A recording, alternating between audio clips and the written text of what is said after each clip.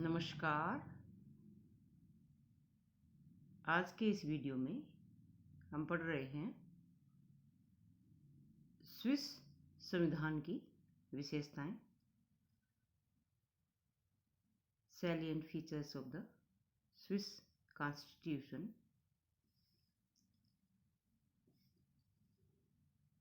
Switzerland के संविधान की प्रमुख विशेषताएं क्या हैं, आज जानने का प्रयास करेंगे। स्विट्जरलैंड विश्व की सबसे प्रमुख राजनीतिक प्रयोगशाला है और उसका संविधान निश्चित रूप से बहुत अधिक मौलिक तथा विलक्षण है। संविधान की इन विशेषताओं ने ही इस छोटे से देश की संवैधानिक व्यवस्था के अध्ययन को बहुत अधिक महत्वपूर्ण बना दिया है और समस्त विश्व में राजनीतिक अध्ययन के प्रति रुचि रखने वाले व्यक्ति इसका अध्ययन बहुत अधिक गंभीरता के साथ करते हैं। स्विस संविधान की प्रमुख विशेषताओं में से पहला है निर्मित, लिखित और अपेक्षाकृत व्यापक संविधान। Enacted, written and comparatively comprehensive constitution। Switzerland का संविधान भारत, फ्रांस, अमेरिका आदि देशों के संविधानों की भांति एक निर्मित और लिखित संविधान है। 1948 में निर्मित संविधान, जो स्विट्जरलैंड में 1998 तक लागू था, एक निर्मित, लिखित और व्यापक संविधान था और अब 1998 में निर्मित तथा 1999 में लागू किया गया संविधान, जो वर्तमान संविधान है, यह भी निर्मित, लिखित और व्यापक संविधान है। वर्तमान संविधान में 195 धाराएं और 4 अध्याय हैं। स्विस संविधान के बड़े आकार के होने के प्रमुख 2 कारण हैं। पहला है, इसमें अनेक ऐसे विषयों का उल्लेख किया गया है जिनका वास्तव में कोई संवैधानिक महत्व नहीं है। उदाहरण के लिए मछली मारने, शिकार खेलने, जुआ खेलने आदि विषयों का भी संविधान में उल्लेख किया गया है। दूसरा, इसमें संघीय सरकार के अधिकारों तथा संघीय व कैंटनों की सरकारों के बीच विधायी और प्रशासनिक अधिकार क्षेत्र के विभाजन का वर्णन अत्यधिक विस्तार से किया गया है। इस स्थिति को यह सोचकर ही अपनाया गया है कि स्विट्जरलैंड उन संवैधानिक विवादों से लगभग मुक्त रहे जिनके कारण संयुक्त राज्य अमेरिका में न्यायपालिका इतनी शक्तिशाली हो गई है। दूसरा लक्षण आता है कठोर संविधान, रिजिड कॉन्स्टिट्यूशन। स्विस संविधान एक कठोर संविधान है, अर्थात इसमें संशोधन करने के लिए सामान्य कानून के निर्माण की प्रक्रिया से एक भिन्न प्रक्रिया को अपनाया जाता है। संघात्मक शासन व्यवस्था को अपनाए जाने के कारण संविधान का कठोर होना आवश्यक भी था। व्यवहार के अंतर्गत यद्यपि संशोधन की प्रक्रिया भारत की व्यवस्था से अधिक जटिल है, परंतु अमेरिका की तुलना में निश्चित रूप से कम कठोर है। इस स्थिति का एक कारण यह भी है कि स्विस व्यक्ति अपने व्यवहार में पर्याप्त लचीले हैं तथा वे आवश्यकता अनुसार संविधान में संशोधन करने में संकोच नहीं करते। तीसरा लक्षण या विशेषता आता है प्राचीनतम गणराज्य, ओल्डेस्ट रिपब्लिक। स्विट्जरलैंड का गणराज्य विश्व का सबसे पुराना है। यूरोप और एशिया के प्राय सभी देशों में जब स्वेच्छाचारी और निरंकुश राजाओं का शासन था, उसमें भी स्विट्जरलैंड के समस्त कैंटनों में लोकतंत्रात्मक गणराज्य स्थापित था। और वहाँ की जनता को पर्याप्त अधिकार प्राप्त थे, जिनके आधार पर वह शासन तथा शासनाधिकारियों पर पर्याप्त नियंत्रण रखती थी। यहाँ किसी भी समय राजतंत्र नहीं रहा। रिपार्ड का कहना है, स्विट्जरलैंड युगों से गणतंत्र रहा है। तो प्राचीनतम गणतंत्र में से है स्विट्जरलैंड। चौथा लक्षण या विशेषता आता है प्रत्यक्ष लोकतंत्र और उसके मायने, उसके साधन। Direct democracy and it's instruments. Swiss संविधान के द्वारा लोकतंत्रात्मक शासन व्यवस्था को सर्वाधिक श्रेष्ठ रूप में अपनाया गया है। वर्तमान समय में विश्व के अन्य राज्यों में जब प्रत्यक्ष लोकतंत्रात्मक शासन व्यवस्था को अव्यवहारिक मानकर छोड़ दिया गया है, तभी स्विट्जरलैंड के एक पूर्ण कैंटन और 4 अर्ध कैंटनों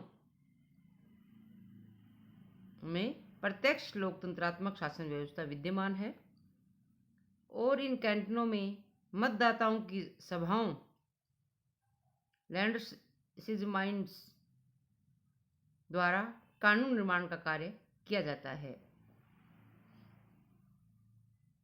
इसके अतिरिक्त स्विट्जरलैंड में संघीय स्तर और कैंटनों के स्तर पर लोक निर्णय और आरंभ की प्रत्यक्ष लोकतंत्रात्मक पद्धतियों को सफलता के साथ अपनाया गया है।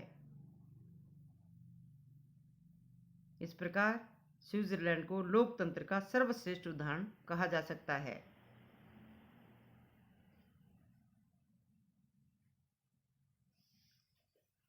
आगे लक्षण आता है संघात्मक शासन व्यवस्था, फेडरल सिस्टम ऑफ गवर्नमेंट। यद्यपि संविधान में स्विट्जरलैंड को एक राज्य मंडल कॉन्फेडरेशन कहा गया है, किंतु वास्तव में स्विट्जरलैंड एक राज्य मंडल न होकर एक संघ राज्य ही है। स्विस संविधान में संघात्मक शासन के सभी प्रमुख लक्षण, लिखित और कठोर संविधान, संविधान द्वारा केंद्र और इकाइयों में शक्तियों का विभाजन, संघीय न्यायपालिका, राज्यों की नागरिकता और संघीय व्यवस्थापिका की द्वितीय सदन में सभी इकाइयों को समान प्रतिनिधित्व की व्यवस्था की गई है। स्विस संघ में 20 पूर्ण कैंटन तथा 6 अर्ध कैंटन, इस प्रकार 23 कैंटन या राज्य हैं। पूर्ण कैंटन और अर्ध कैंटन में 2 बातों की दृष्टि से भेद किया जा सकता है। प्रथम है, जहां प्रत्येक पूर्ण कैंटन को संघीय संसद के द्वितीय सदन सीनेट में 2 प्रतिनिधि भेजने का अधिकार है, वहां अर्ध कैंटन को 1 प्रतिनिधि भेजने का अधिकार है। दूसरा भेद यह है कि संवैधानिक संशोधन के समय जहां पूर्ण कैंटन का मत 1 गिना जाता है, वहां अर्ध कैंटन का मत आधा गिना जाता है।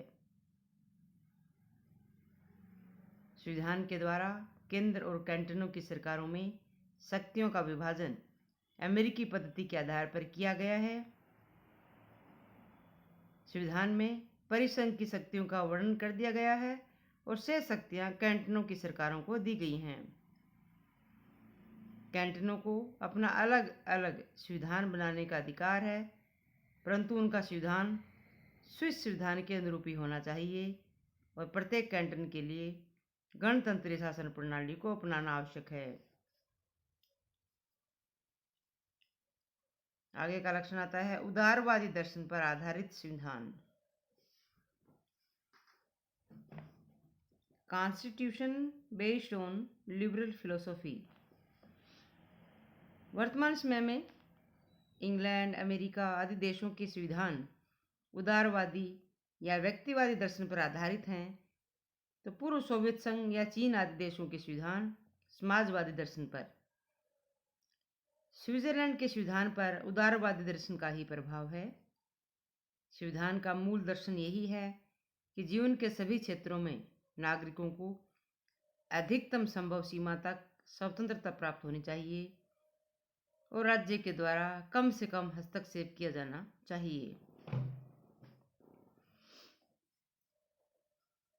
यद्यपि वर्तमान समय में स्विट्जरलैंड में भी राज्य के कार्य क्षेत्र के संबंध में लोक कल्याणकारी प्रवृत्तियों का विकास हो रहा है, लेकिन मूल विचार यही है कि नागरिकों को आर्थिक क्षेत्र में अधिकाधिक स्वतंत्रता प्राप्त होनी चाहिए।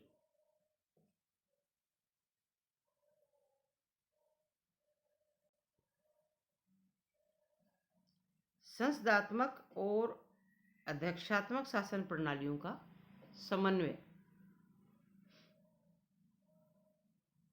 सामान्यतः ऐसा समझा जाता है कि प्रजातंत्र में या तो ब्रिटेन जैसी संसदात्मक व्यवस्था को अपनाया जा सकता है या अमेरिका जैसी अध्यक्षात्मक व्यवस्था को, लेकिन स्विट्जरलैंड की शासन व्यवस्था एक अपवाद है, क्योंकि यह न तो पूर्णतया संसदात्मक सिद्धांत के अनुकूल है और न ही अध्यक्षात्मक सिद्धांतों के। स्विट्जरलैंड में व्यवस्थापिका और कार्यपालिका परस्पर संबंधित हैं, लेकिन इंग्लैंड के समान कार्यपालिका व्यवस्थापिका के प्रति उत्तरदायी नहीं है और व्यवस्थापिका कार्यपालिका को पदच्युत नहीं कर सकती।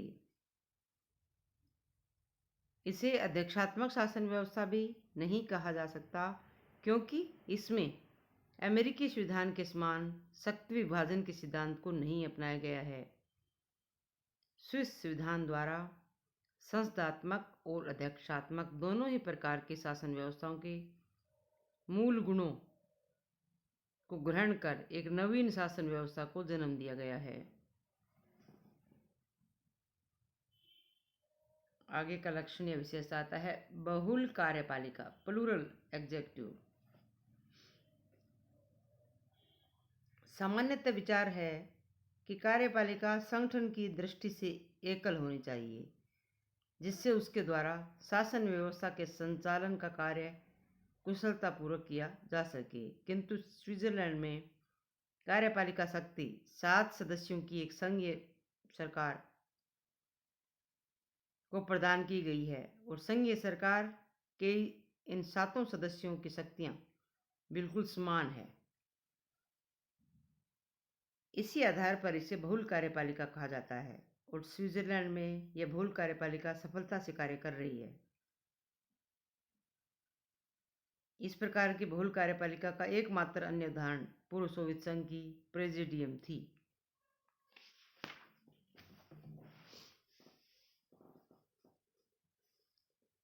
आगे आता है औपचारिक अधिकार पत्र और अत्यधिक व्यापक रूप में मूल अधिकारों की व्यवस्था।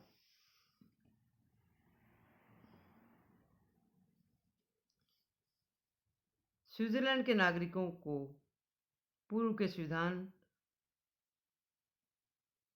1948 के संविधान में भी मूल अधिकार प्राप्त थे, किंतु 1948 के संविधान में औपचारिक अधिकार पत्र का अभाव था। 1999 से लागू वर्तमान संविधान में न केवल एक अधिकार पत्र है, वरन इस अधिकार पत्र में पहले की तुलना में और विश्व के अन्य किसी भी संविधान की तुलना में बहुत अधिक व्यापक रूप में मूल अधिकारों का वर्णन किया गया है। संविधान के अनुच्छेद 7 से लेकर 36 तक मूल अधिकारों का उल्लेख किया गया है। मूल अधिकारों से संबंधित प्रथम अनुच्छेद 7 में कहा गया है, मानवीय गरिमा का सम्मान किया जाएगा तथा रक्षा की जाएगी। यह मूल अधिकारों का उद्देश्य है तथा व्यवहार में नागरिक को वे सभी अधिकार नागरिक, सामाजिक, शैक्षणिक, आर्थिक और राजनीतिक दिए जाएंगे जो व्यक्ति के लिए गौरव गरिमापूर्ण जीवन व्यतीत करने के लिए आवश्यक समझे जाएं। अनुच्छेद 35 में मूल अधिकारों की वास्तविक रूप से प्राप्ति के लिए कुछ व्यवस्थाएं की गई हैं तथा अनुच्छेद 36 में मूल अधिकारों की सीमाएं निर्धारित की गई हैं। आगे लक्षण आता है धर्मनिरपेक्ष राज्य, सेक्युलर स्टेट। स्विस संविधान के द्वारा एक धर्मनिरपेक्ष राज्य की स्थापना की गई है। संविधान के विभिन्न अनुच्छेदों, सर्वाधिक प्रमुख रूप से अनुच्छेद 15 में धर्मनिरपेक्षता का यह स्वरूप पूर्णतः स्पष्ट हो जाता है। अनुच्छेद 15 सभी नागरिकों को धर्म और दर्शन की स्वतंत्रता प्रदान करता है तथा इस अनुच्छेद में 4 धाराएं हैं। अनुच्छेद 15(1) के अनुसार सभी नागरिकों को धर्म और दर्शन की स्वतंत्रता की गारंटी दी जाती है। अनुच्छेद 15(2) के अनुसार सभी व्यक्तियों को अपने धर्म और दार्शनिक विश्वासों के चयन तथा अकेले या अन्य व्यक्तियों के साथ उनके पालन की स्वतंत्रता प्रदान करता है। अनुच्छेद 15(3) धार्मिक समुदाय की सदस्यता प्राप्त करने और धार्मिक उपदेशों के पालन की स्वतंत्रता प्रदान करता है।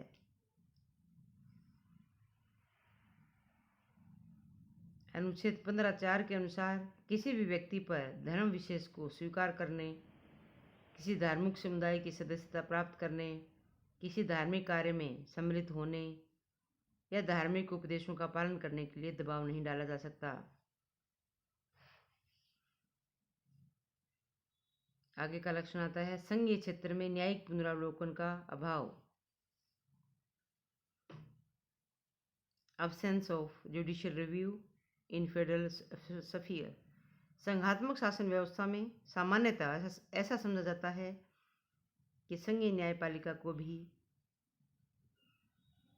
संविधान की व्याख्या करने और रक्षा करने का अधिकार प्राप्त होना चाहिए। इसका तात्पर्य यह है कि संघीय न्यायपालिका संघीय और इकाइयों की व्यवस्थापिकाओं द्वारा निर्मित कानूनों की संवैधानिकता की जांच करें और यदि वह उन्हें संविधान के प्रतिकूल समझते हैं तो अवैध घोषित कर दे। इसी को न्यायिक पुनरावलोकन का अधिकार कहते हैं। लेकिन स्विट्जरलैंड की संघीय न्यायपालिका को न्यायिक पुनरावलोकन की शक्ति आंशिक रूप में प्राप्त है। यहाँ का सर्वोच्च न्यायालय कैंटनों के कानूनों तथा प्रशासनिक कार्यों को तो अवैध घोषित कर सकता है, परंतु संघीय कानूनों और प्रशासनिक आदेशों के संबंध में उसे ऐसा अधिकार प्राप्त नहीं है। आगे का लक्षण आता है बहुभाषी राज्य, मल्टीलिंगुअल स्टेट।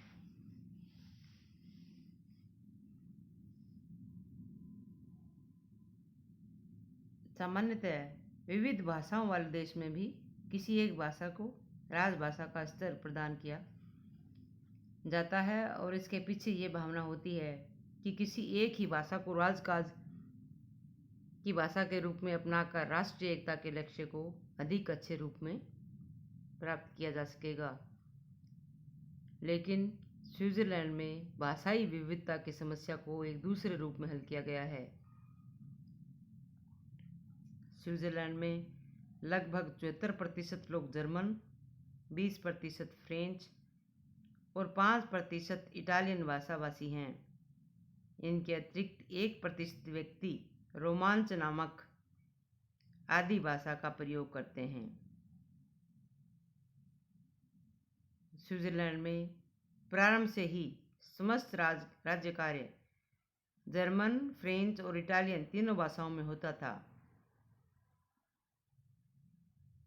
1928 के संवैधानिक संशोधन से रोमांच नामक आदि भाषा को भी राजभाषा मान लिया गया है। 1998 में निर्मित संविधान में स्विट्जरलैंड को पहले से चली आ रही बहुभाषाई राज्य की स्थिति को बनाए रखा गया है। इस प्रकार स्विट्जरलैंड एक बहुभाषी राज्य है।